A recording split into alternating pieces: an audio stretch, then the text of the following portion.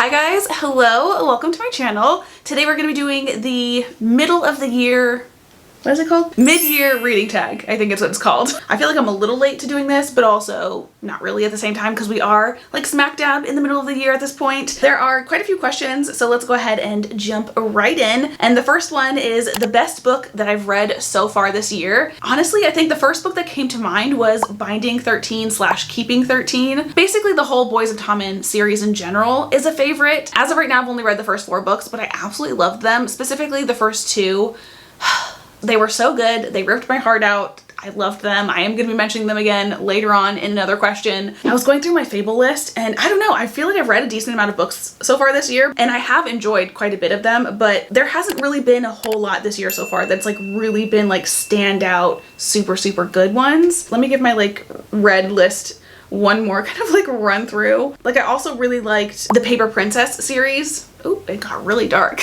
Yeah, going through my list, there are definitely some other standouts, but I think the reason I stuck with Binding 13 is because there's other questions that these other books are going to be the answers to, and I don't want to be like super repetitive, so we're just going to leave it at that. Second question is best sequel you've read so far, and the first book that popped into my head was Enchantra. That is the follow-up to Phantasma by Kaylee Smith. I think I even ended up liking Enchantra a little bit more than Phantasma, which I was not expecting. That was one of the ones that would have been an answer for the first question as well. Another sequel that I really liked was Devour the Dark, which is the follow-up to the Never King series by Nikki St. Crow, and that original series is kind of a smutty wide shoes about Peter Pan, Wendy's great-great-great-granddaughter, and some of the Lost Boys. And that series is 4 books, but they're all really thin. And then Devour the Dark is 2 books, also pretty thin, which is actually why I read them, because I was feeling slumpy. It was like in the very beginning of me feeling like I was gonna be in this slump, and I wanted something like quick and smutty to read because typically that kind of like gets me out of that feeling, which it did for like a minute, but then I like slumped right back into it. The Devour of the Dark series is about Hook, Croc, and Wendy.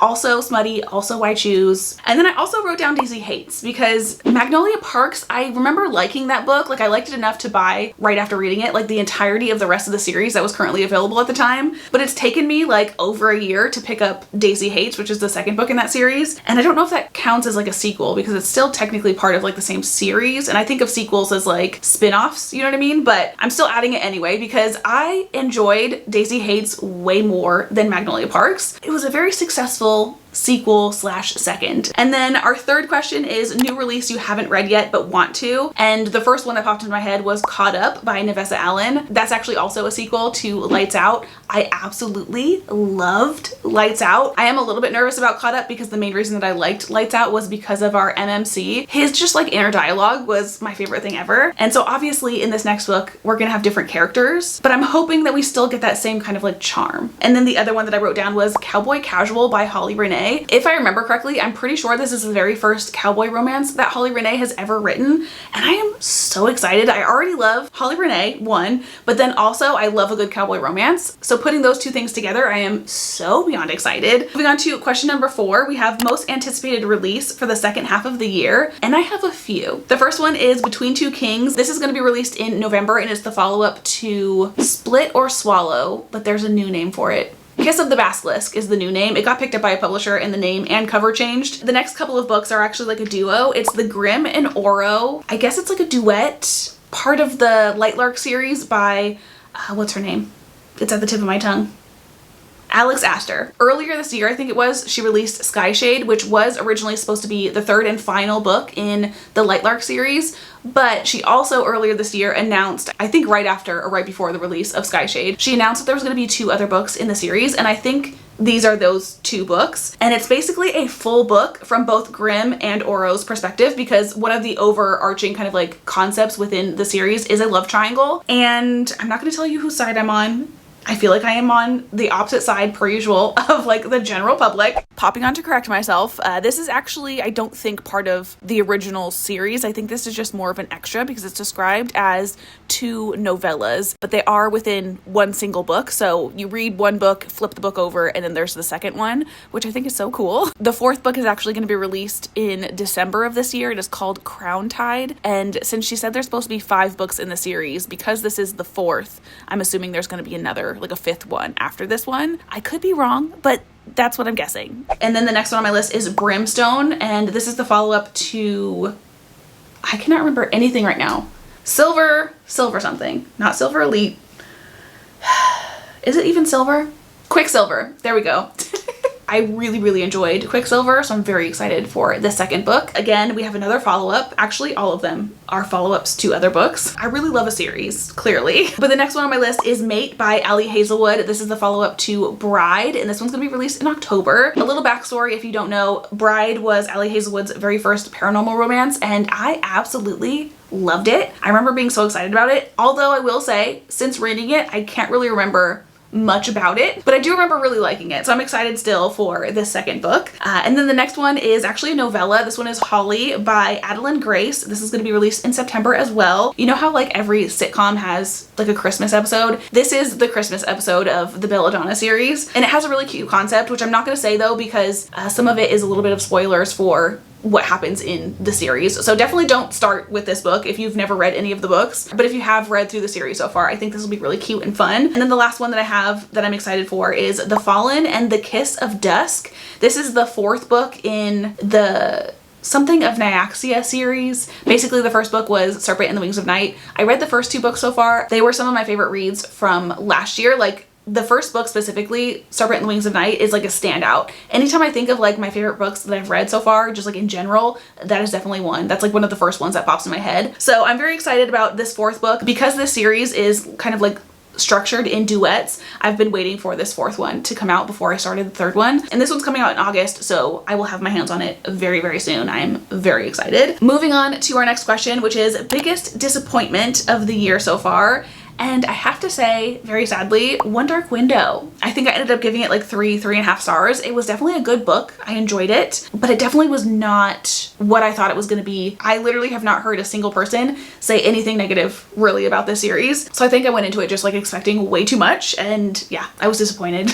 Next question is biggest surprise of the year so far, and The Confidence of Wildflowers was definitely the first one that popped in my head. This is like an age gap romance. I wasn't sure how I was going to like that, and I actually ended up really liking it, to the point where like I've actively been seeking out other age gap romances. The next one on my list is Binding 13. I put that book off / like that series off for the longest time because one, it had tons and tons of hype, and like circling back to One Dark Window, I was really worried that it wasn't going to live up to the expectations. And then I started hearing people say that it was like really sad and like traumatic things were happening in it, and I was like, oh, I definitely don't want to read that. But then randomly, I think at like near the end of last year, I kind of started getting the urge to read kind of like sadder books. So I finally picked it up, and I'm so glad that I did because I'm absolutely obsessed with the series. And then the last one that I have for this question is Lessons in Chemistry. And this one surprised me just basically because it's just not my genre that I typically read. It's a historical fiction. History was always my least favorite subject in school. So just having it being called historical fiction, I was like, I am not gonna like that. But I actually really liked it. And I do feel like the audiobook helped a lot with like getting through that book. I mean, I feel like I would have been able to read it as well, but I liked the audio is what I'm trying to say, and I am actually really picky with audios, so if you're interested in that book, check out the audio. Next question that we have is new favorite author. I don't really know that I have a new favorite author, but I have ones that have been more cemented as like favorites. Like last year, I started reading like a book or two from them, so they were definitely authors I was like keeping my eye open for, but now this year I've read more books from them and they've been like more cemented, like I said, as actual favorites. And the first one is Ursa Dax, who is the author of the Cowboy Colony romance books that I have been talking about all year long, and I will 1000% be reading her backlist. I think she has at least one other more extensive alien romance series as well. And then also circling back to a couple books that we've already talked about, Chloe Walsh, who is the author of the Binding 13 series. I don't know if she has written anything else aside from The Boys of Tommen, but if she has, I am definitely open to reading it. And then also Kaylee Smith, again, she is the author of Enchantra and Phantasma. Absolutely love those books, specifically because of the characters and just like their banter between each other. She's not only just like a favorite, but she's like an auto read. The second one of her books comes out, I'm gonna be reading it. And then the next two questions I'm gonna kind of like combine together because they're basically the same thing to me. First one is newest fictional crush, and then the second one is newest favorite character. Characters are not something that like really stick with me. Every once in a while they do, which is the ones that I've added to this list. And typically, honestly, the male characters are the ones that stand out, but they're also the ones that like very easily fade into each other. The male leads in a lot of books are very similar, so they're just kind of all the same to me at the end of the day. But that being said, there are the occasional ones that stand out. First of all, the brothers in Enchantra. obsessed.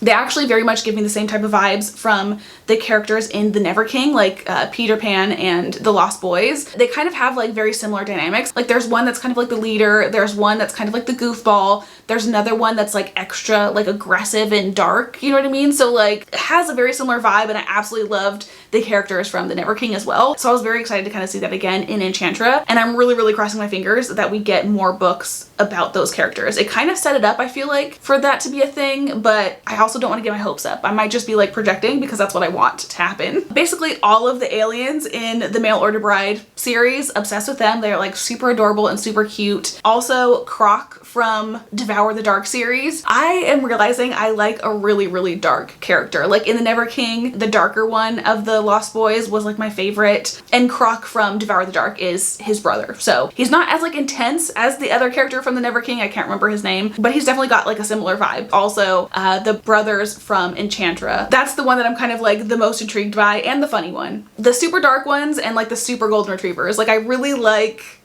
the opposite ends of the spectrum. And then the only other two people that I have for these two questions are the boys, specifically from the Daisy Hates books. So Christian and Julian. I actually didn't really care for Julian so much in the Daisy books. Not that I didn't like him, but like I just didn't think much of him. He was kind of like a whatever character. But in the second Magnolia Parks book, I came to really love him. And Christian I just really like as well. So those are my answers for those two questions. Next question is books that made you cry. And I think literally the only books that have made me cry so far this year were the first two books, specifically the second one in The Boys of Tommen. So Binding 13 and Keeping 13. Binding 13, I cried once. Keeping 13, I cried throughout the entire thing. I don't think anything else has really made me cry this year. I could be wrong, but I'm pretty sure that's it. So moving on the opposite side of the spectrum, we have books that made you happy. And those are definitely the Cowboy Colony Alien Cowboy series. I get giddy like every single time I read one of those books. They are just like the sweetest, most wholesome, but also a little spicy. It's just the best combo. Second to last question we have is most beautiful book you've gotten so far this year. And I didn't actually write anything down for this question because I meant to pick it out before I sat down to film, and I did not do that. So I'll look at my shelves and I'll be right back. In typical fashion for me, I couldn't just pick out one. We have three. The first one is Fable for the End of the World. It's got holographic touches on the dust jacket. It's got sprayed edges. It's got a fully foiled holographic cover. Love it. The second one that I have is The Poppy War, and this one is actually not one that I purchased myself, but my sister got it for me for my birthday, and I'm obsessed with this one as well. Also has a really cool dust jacket. It's like all one image, which I love. It's got kind of like watercolor end papers, sprayed edges. It also has a partially foiled cover, but also it has illustrations throughout the book, which I didn't realize when I was doing my haul the last time I showed this book. And they do look like specific illustrations to the story. I feel like over the last year, I've gotten a couple different books that have illustrations, and they don't really seem to have anything specific to do with the book. It's just kind of a vibe kind of picture, I guess, but like I want illustrations that actually correlate with what I'm reading, you know? And then the last one that I have is my most recent book purchase, actually. This is The Devils by Joe Abercrombie, and I literally saw, I think, a short or like a TikTok of someone hauling this, and I immediately ran out to the bookstore and purchased it too because it is so cool looking. I mean, first of all, the illustration on the cover is pretty cool, but then it also has really cool end papers that are all different, and I absolutely love the illustration style for this. But the thing that I'm most excited for, it's a very creaky book.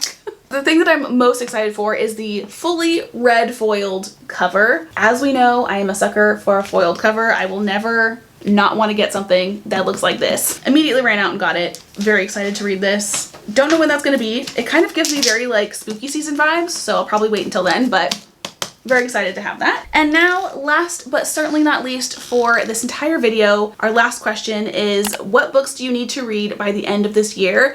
And basically just as many of my 2023 books as possible, which is basically the very top shelf and a half of the bookcase behind me. I really want to get my TBR down to the point of like only reading books or only having books left on my TBR shelves that are from the year that I'm in / like 6 months into the previous year, if that makes sense. Like I don't want books that are 2-3 years old on my shelves. So anything that qualifies that is in that category, I want to read as many of those as possible by the end of this year. Don't know how realistic that's going to be just because I honestly am not really in the mood to ever read those ones, which is exactly why I need to read them. So yeah, that's my answer for that. Just as many of those as possible. So with that is the end of this tag and the end of this video. I hope you guys enjoyed it. Let me know the answers to any of these questions if you want to answer them down below. I would love to know your answers as well. That is all that I have for today. I hope you guys have had the most amazing of days, and I will hopefully see you in the next one. Bye!